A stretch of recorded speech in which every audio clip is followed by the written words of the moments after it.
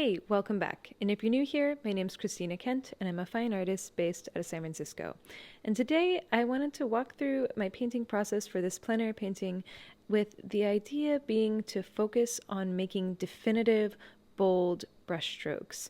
And I think sometimes when we're painting, or at least when I'm painting, I'll have my brushstrokes where you can't actually see all the brushstrokes in the painting. Like sometimes the brushstrokes, they're a little bit blurred, a little bit blended, so that you can't get the sense of the movement of my hand. And so with this plein air sketch, I thought it would be really fun to do a painting where I'm really trying to preserve the integrity of my brushstrokes. And so that kind of forces me to approach the painting in a different way than I would usually paint, where I'm thinking through each brushstroke as I'm putting it down. And I love blending brushstrokes in my painting because I think it can create a really beautiful and soft atmosphere. But with this painting, because I'm painting this rugged coastline, I thought it would be a great subject to use more kind of definitive, strong, bold brush marks rather than soft blended marks.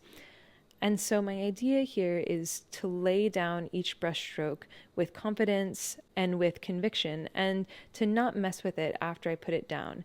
So how do I put a brushstroke down with confidence as someone who usually likes to blend my brushstrokes? Well, there are a few things that helped me with this exercise. First, just I set the intention that as much as I can, I want to just lay the brushstroke down and not mess with it. And I do break this often during this painting, so I definitely wasn't perfect at that, but I at least had that intention, and I really tried when I put the brushstroke down to let it be. The second thing that really helped me when going through this exercise was that I tried not to think too much about each brushstroke. So I kind of gave myself this sense of urgency where I would pause briefly, maybe a couple seconds in between putting down brush strokes or pausing to mix my color, but I didn't try to think too much about where I was putting the brushstroke, because if I tried to get the brushstroke exactly right, then I knew that I would just be paralyzed. So instead, what I did was I tried to kind of just sense my own intuition and go with what felt right. And then the third thing that really helped me was that I planned to do several paintings in this style, several studies of the same subject. And so I wasn't too precious about this particular painting that I was working on. I knew I would have more opportunities to test out different brushstrokes. And if this painting didn't meet the mark, it wasn't like it was taking me all day. I knew I could do another study and I would kind of get a second try. So because of this, I was just thinking of this painting as an exercise, as an experiment, and that gave me the freedom to try out different things and not be too concerned about what exactly my hand was doing and about whether I was getting everything exactly right.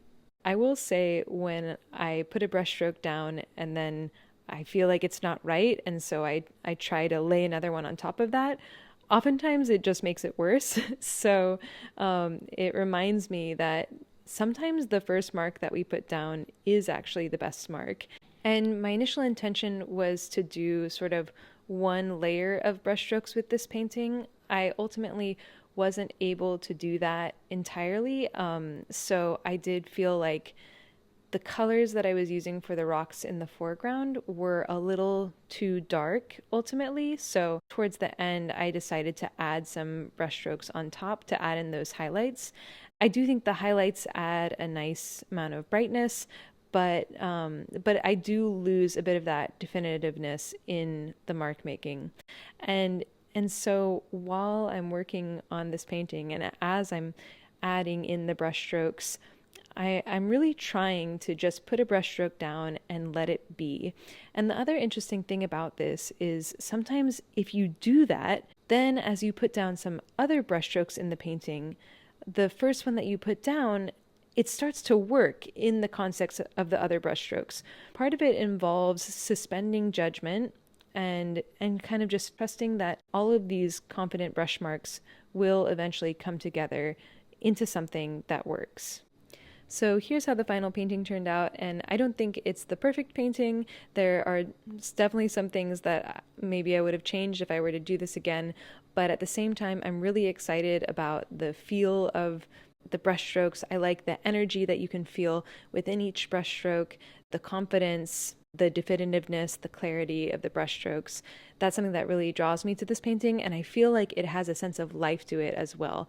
As I mentioned, I think when you can see the artist's brushstrokes, then you're able to get a sense of the movement of their hand on the canvas, and I really like that, and I like how that comes through in the painting.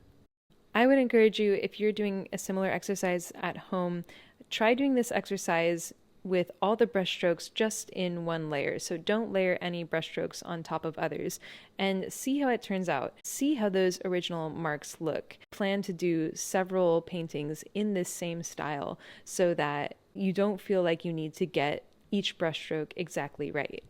Give yourself room to experiment. You might end up putting down some brushstrokes that surprise you and that work really well in the painting. Anyway, that's all I have for today. I hope you liked this video and found it helpful. Let me know what you thought of it in the comments below. And if it inspired you to do a similar exercise yourself, please leave a comment on how it turned out.